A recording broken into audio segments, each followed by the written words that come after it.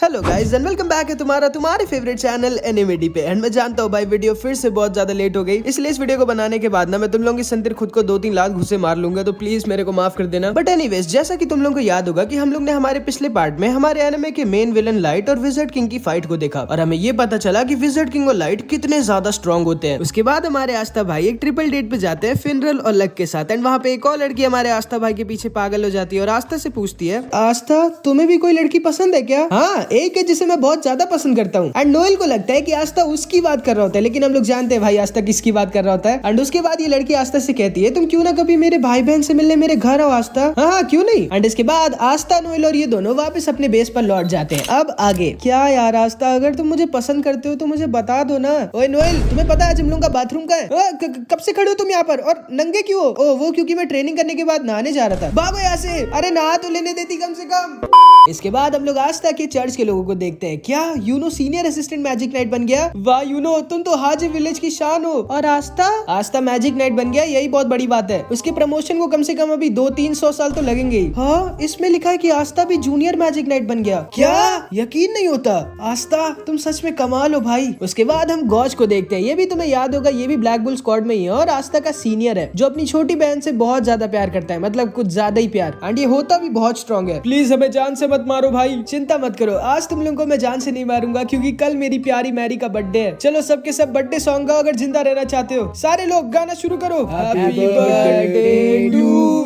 अगले दिन, ठीक है ध्यान से सुनो तुम सारे गधों, क्योंकि आज हम लोगों की सैलरी आई है, इसलिए आज तुम लोगों की छुट्टी है। ये मैं जा रहा हूँ कैपिटल पर अटैक करने। पागल हो क्या? यामी सर, आज मेरी बहन मैरी का बर्थडे है, मुझे 1 साल की छुट्टी मिलेगी क्या? नहीं बिल्कुल नहीं। पागल हो? मैं तो चला जुआ लड़ने। मैं जा रही हूँ चौथी बार डिनर करने। आओ सब लोग दारू पी के कल तक सो जाते हैं। तुम सब के सब पागल हो। मैं तो चला किसी लड़की को पटाने। ओए पहले जरा मेरे को बाथरूम तक छोड़ दो, इमरजेंसी है। क्या? उसके बाद हम आस्था और मैग्मा को देखते हैं, जिन्हें चुपचाप नोएल छुप के देख रही होती है। मैग्मा सेंपाई, मुझे कोयल टाउन तक अपनी क्रेजी साइक्लोन से छोड़ सकते हो क्या आप? क्यों, वहाँ क्यों जाना है तुम्हें? आस्था 1 मिनट, वहीं पे तो वो लड़की रहती है, कहीं आस्था उससे मिलने तो नहीं जा रहा? वो मैं आपको रास्ते में बताऊंगा। ठीक है आ जाओ आस्था, तुम्हें तो मैं पाताल लोक तक छोड़ा हूँ, कोयल टाउन तो पास में ही है। थैंक यू मैग्मा सेंपाई। उसके बाद आस्था और मैग्मा कोयल टाउन की तरफ निकल जाते हैं। नोएल बहुत गुस्सा होती है क्योंकि उसको लग रहा होता है आस्था रेबेका से मिलने जा रहा है। एंड नोएल को बिल्कुल सही लग रहा होता है क्योंकि आस्था कोयल टाउन रेबेका के भाई बहन से ही मिलने जा रहा होता है। एंड गॉज भी कोयल टाउन में होता है क्योंकि उसकी बहन मैरी भी यहीं पे एक चर्च में रहती है। आज मेरी प्यारी मैरी का बर्थडे है, मैं बस दोबारा से अपनी प्रिंसेस को देखना चाहता हूँ। बस थोड़ी देर और वेट करो मेरी आंखों, हमारी प्यारी मैरी हमें दिखने वाली है। कैसा पागल है भाई ये। एंड इस पागल को सारे के सारे दुकान वाले भी पागल बनाते हैं और अपना सारा का सारा सामान इसको मैरी के नाम पे बेच देते हैं। एंड ये हर बार सारे दुकानदारों का सारा सामान अपनी मैरी के लिए खरीद के ले भी आता है। मेरी मैरी, मैं बस आ गया, कहाँ हो तुम? लेकिन तब ये देखता है कि मैरी आस्था के साथ खेल रही होती है। साले आस्था, तुम्हारी हिम्मत कैसे हुई मेरी बहन को छूने की? अरे गॉड सेंपाई, आप यहाँ क्या कर रहे हो? मैंने तुम्हें कितनी बार मना किया था मेरी बहन से दूर रहना, तुम्हें समझ में नहीं आता क्या? अरे मुझे नहीं पता था कि आपकी बहन है। हंस क्यों रहा है पागल? तुम कर क्या रहे हो यहाँ पे? मैं तो बस रेबेका और उसके भाई बहन से मिलना आया था। तो उनसे ही मिलना, मेरी मैरी से क्यों मिलना है? रुक जाइए भैया, प्लीज आस्था को मत मारिए, मैं आस्था से बड़े होकर शादी करूंगी। क्या क्या?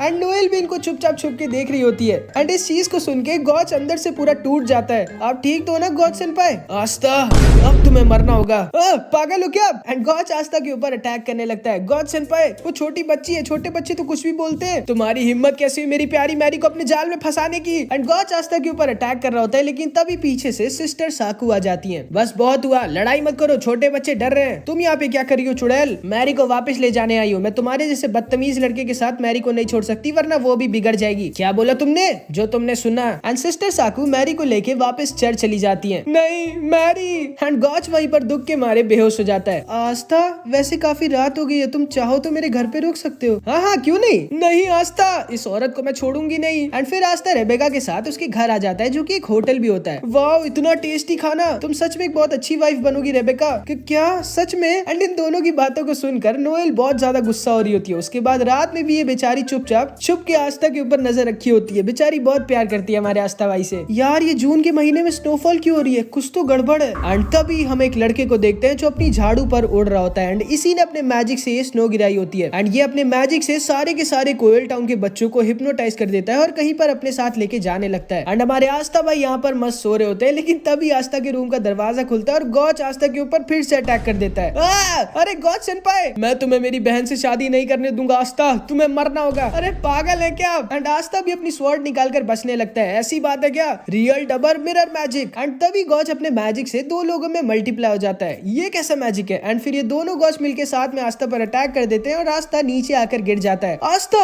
एक प्रॉब्लम है। क्या हुआ रेबेका? मार्को टोनी गायब है क्या? एंड तभी आस्था देखता है पूरे शहर के लोग बाहर निकल आते हैं और सबके सब बहुत परेशान होते हैं क्योंकि इन सब के छोटे बच्चे गायब हो गए होते हैं। उसके बाद हम फिर से इस लड़के को देखते हैं जो इन सारे बच्चों को अपने साथ पहाड़ों पर लेकर आ गया होता है। एंड इतना सब हो रहा होता है लेकिन अभी भी गॉच आस्था के ही पीछे पड़ा होता है। गॉच सेनपाई, अभी इन सब का टाइम नहीं है यार, मैं पहले तुम्हें मारूंगा फिर उन सारे बच्चों को बचाऊंगा। अरे यार ये हो क्या रहा है यहाँ पे? एंड तभी वहाँ पर नोएल भी आ जाती है। तुम यहाँ क्या करी हो नोएल?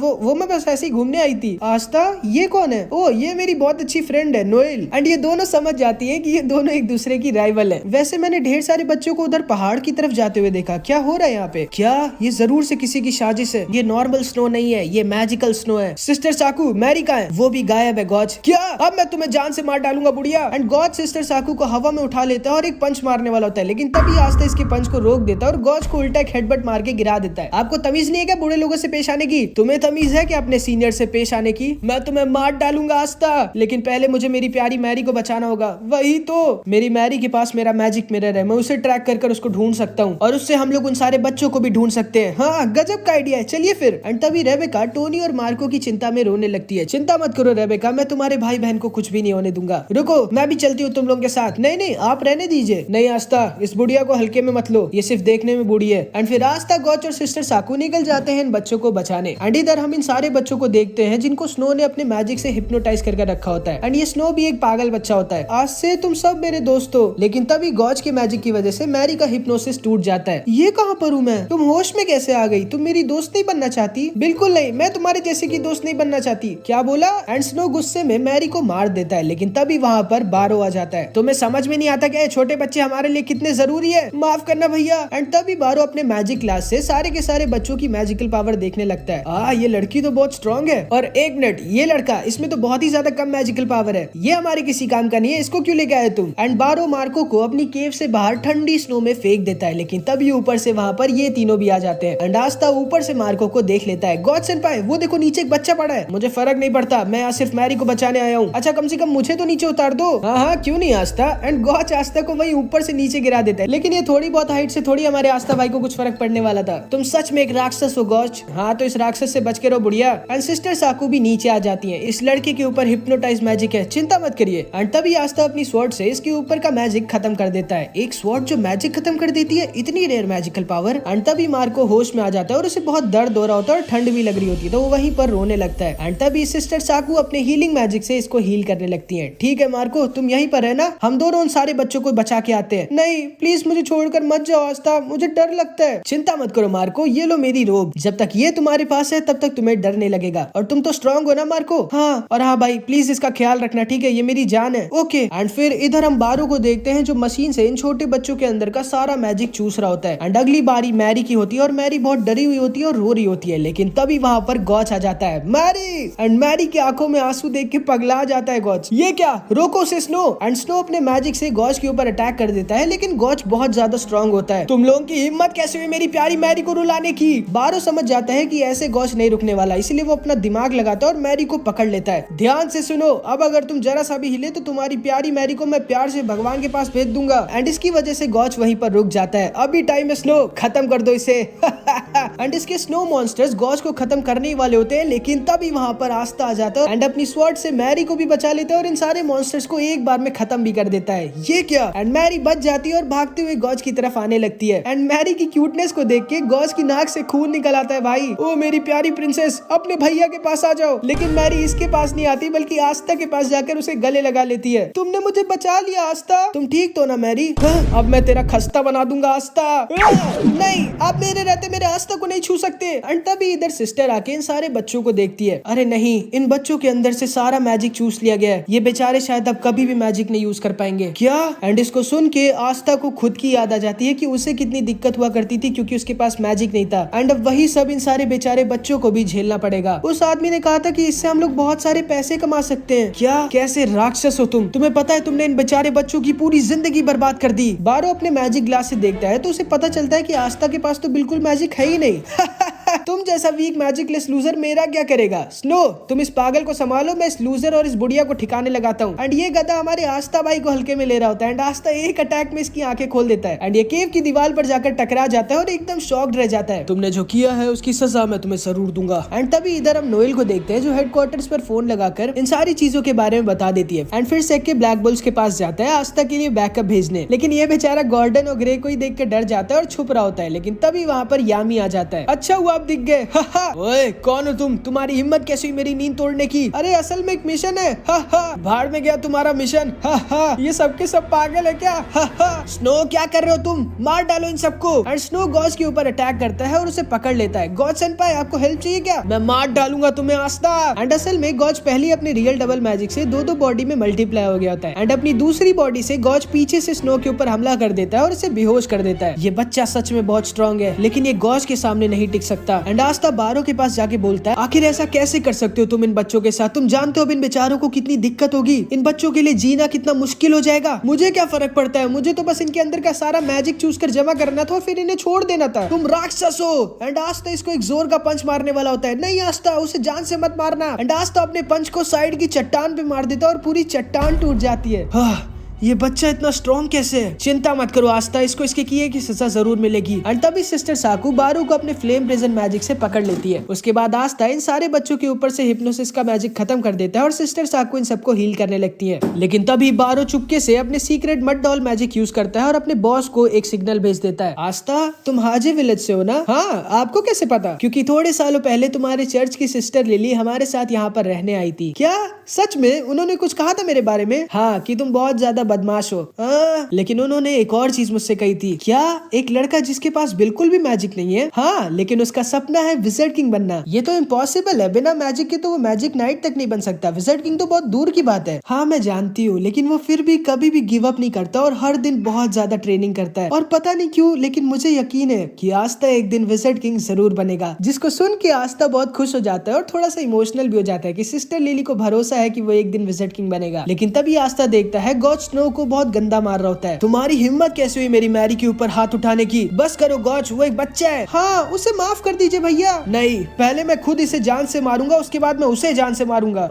आखिर कहाँ हो आप बॉस, जल्दी आइए। एंड तभी बारू की बॉस वहाँ पर आ जाती है जो कि कोई और नहीं बल्कि शैली होती है। अरे मेरे प्यारे आस्था, तुम यहाँ क्या कर रहे हो। आज मैं तुम्हें अपने साथ लेके जाऊंगी फिर तुम पर एक्सपेरिमेंट करूंगी। अरे ये तो वही पागल लड़की है। बारो तुमने मुझे इतना जल्दी क्यों बोला जबकि अभी तुमने इतना थोड़ा सा ही मैजिक जमा किया है मेरी मदद करने के लिए। और क्या, तो तुम हो जिसने मेरी मैरी को किडनैप करवाया था। एंड गॉड शैली के ऊपर अटैक कर देता है लेकिन शैली फिर से अपने सैलेमेंडर मैजिक का यूज करती है और बच जाती है। कौन हो तुम, मेरे और आस्था के बीच में मत आओ। ये कैसा मैजिक है। इसका सैलेमेंडर मैजिक को एब्जॉर्ब कर लेता है और जितना ज्यादा मैजिक एब्जॉर्ब करता है उतना ही ज्यादा स्ट्रॉन्ग होता जाता है। एंड तभी आस्था भी शैली पर अटैक करता है लेकिन शैली आसानी से आस्था को डॉज कर देती है। मैं जानती हूँ आस्था, तुम सामने वाले के मैजिक को तब तक नहीं खत्म कर सकते जब तक तुम उसे छू ना लो। एंड तभी गॉज भी इसके ऊपर अटैक करता है लेकिन इसका सैलेमेंडर सारा का सारा मैजिक एब्जॉर्ब कर लेता है और ज्यादा स्ट्रॉन्ग हो जाता है। और फिर शैली गॉज के ऊपर अटैक करती है और अपने जेली प्रिजन मैजिक से गॉज को पकड़ लेती है। एंड उसके बाद ये आस्था को भी पकड़ लेती है। आखिरकार मैंने तुम्हें पकड़ लिया मेरे प्यारे आस्था। मैं हमेशा से देखना चाहती थी कि तुम्हारा खून कैसा टेस्ट करता है। पागल हो क्या। लेकिन तभी सिस्टर साकू अपने फ्लेम क्रॉस मैजिक से इसके सैलेमेंडर को अंदर से खत्म कर देती है। ये क्या, इस औरत के पास तो बहुत दिमाग है। मेरे रहते तुम आस्था को नहीं छू सकती। वाह आप तो बहुत स्ट्रॉन्ग है सिस्टर, क्योंकि मैं एक सिस्टर से पहले एक मैजिक नाइट भी थी और मेरा नाम है साकू वर्मिलियन। हाँ वर्मिलियन, आप कैप्टन फुगिलियन को जानती है क्या। हाँ वो मेरा भांजा और मेरा स्टूडेंट था। गजब। ओ बुढ़िया,